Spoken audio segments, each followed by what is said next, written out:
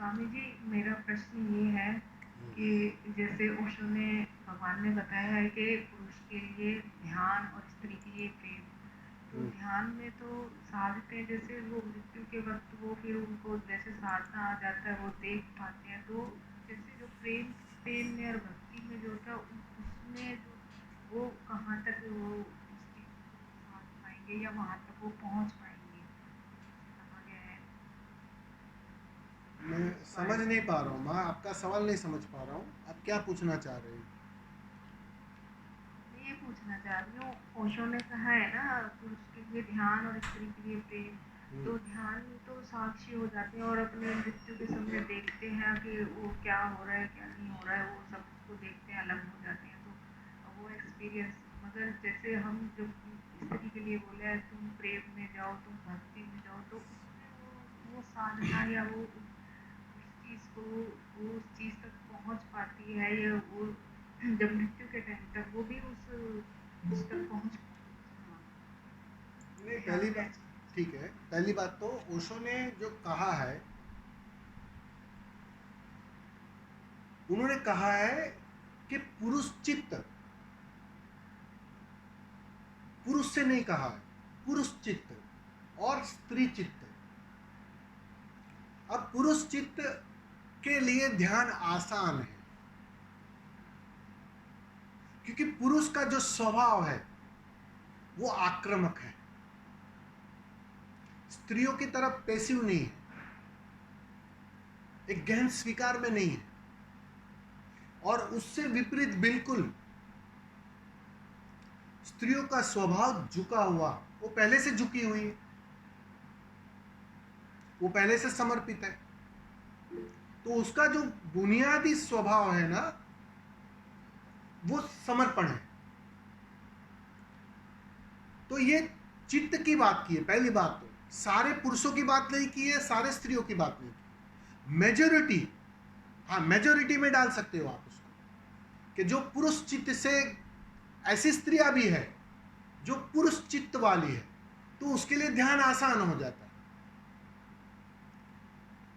और ऐसे भी पुरुष है जो स्त्रीण स्त्रीण चित्त से भरे हैं, समर्पित है, झुके हुए हैं, प्रेम से भरे हैं, तो उसके लिए प्रेम आसान है। तो पहले तो इस मोटे चीज को समझ लेना, पुरुष और स्त्री से नहीं बात है, चित्त से बात है।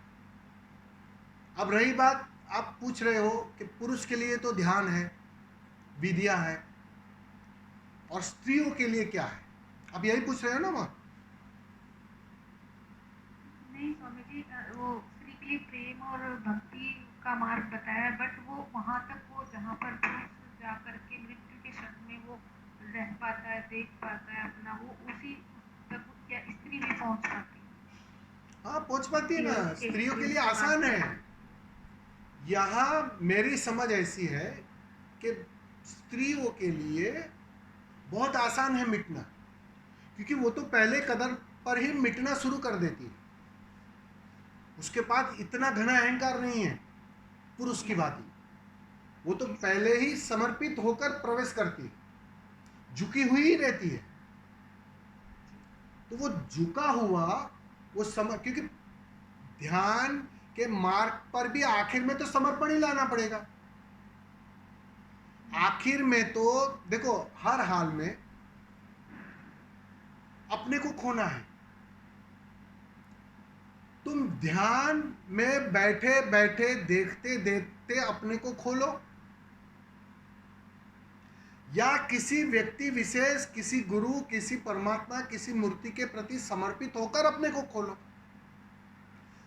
मूलभूत बात क्या है? अपने को खोना, अपने को विसर्जित करना।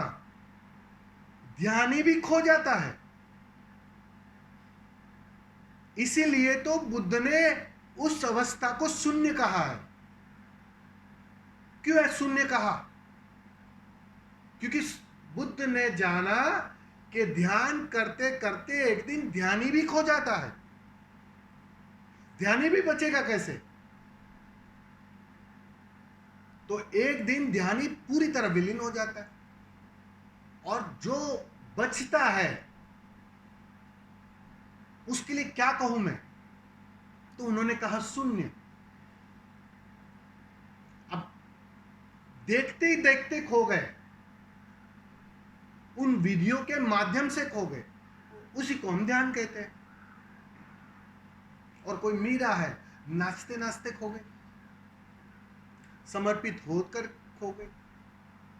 तुमने देखा, ध्यानी कहेगा बस मैं हूं, और मैं को देखते देखते एक दिन ये झूठा मैं विसर्जित हो जाएगा, और जो स्वभाव वाला मैं है वो निखर कर, जो 24 कैरेट वाला मैं है वो निखर कर बाहर आ जाएगा। और किसी भक्त की भाषा समझना, अरे मैं हूं कहां, बस तू ही तू है। वो तू पर जोर देता है, ध्यानी मैं पर जोर देता है। लेकिन दोनों की जो बात है वो एक ही बात पर जोर देती है कि मैं को खोना है। एक मैं पर जोर देकर मैं को खोता है, एक तू पर जोर देकर मैं को खोता है। उससे क्या अंतर पड़ता है? तुम्हें जो मार्ग ठीक लगे, जो तुम्हारे अंतरतम से मेल खाए, तुम मैं पर जोर दो या तू पर जोर दो। असली बात है बस इस झूठे मैं को खोना। वो खोता है, परिणाम में खोएगा ही। वो चाहे ध्यान से खो, चाहे नृत्य से खो, वो खोएगा ही। समझ रहे हो ना? तो ये बुनियादी जो दो टाइप है ना, उसको हमने पुरुष और स्त्री उस दो अर्थों में बांट दिया है ताकि समझना आसान हो। लेकिन बुनियादी बात इतनी है, मिटना है, खोना है। मैं पर जोर देकर खो या तू पर जोर देकर खो, ये तुम तय करना, ये तुम्हारा अपना निर्णय है। समझ में आ रहा है ना मां?